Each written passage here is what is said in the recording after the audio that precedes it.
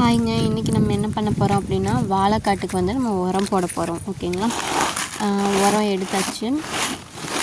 இந்த மாதிரி பக்கெட்டில் உரம் எடுத்துகிட்டு நம்ம பார்த்திங்கன்னா ஆல்ரெடி குழி வெட்டி வச்சுருக்கோம். அந்த குழியில் போட்டு இந்த மாதிரி மூட போகிறோம். இது எதுக்காக அப்படின்னு பார்த்திங்கன்னா, நம்மளுடைய வாழை மரத்தில் பார்த்திங்கன்னா இன்னும் வேர் வந்து ஃபுல்லாக ஓடி இருக்காது. அதனால் அந்த வேர்கிட்ட குழி வெட்டி நம்ம இந்த மாதிரி வந்து உரம் போடுறோம். ஓகேங்களா? இப்போ நம்ம ஓரளவுக்கு ஒரு 5-6 பாத்திக்கு உரம் போட்டாச்சு.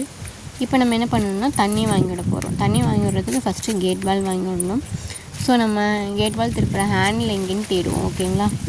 இதோ இங்கே இருக்குது. நம்ம ஹேண்டில் எடுத்தாச்சு. ஹேண்டில் எடுத்துகிட்டு இப்போ நம்ம வந்து கேட் வால் வந்து மாற்றி விட போகிறோம்.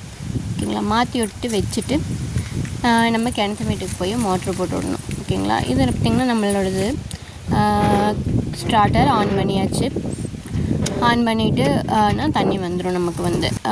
இப்போ நம்ம தண்ணி வந்துருச்சு பார்த்திங்களா.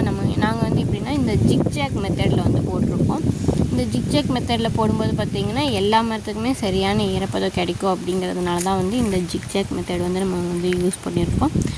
இதில் பார்த்திங்கன்னா இந்த லாஸ்ட்லேருந்து அந்த லாஸ்ட் வரைக்கும் வந்து ஈஸியாக மரத்துக்கு வந்து ஈக்குவலாக வந்து இந்த தண்ணியோட ஈரப்பதம் வந்து இருக்கும்.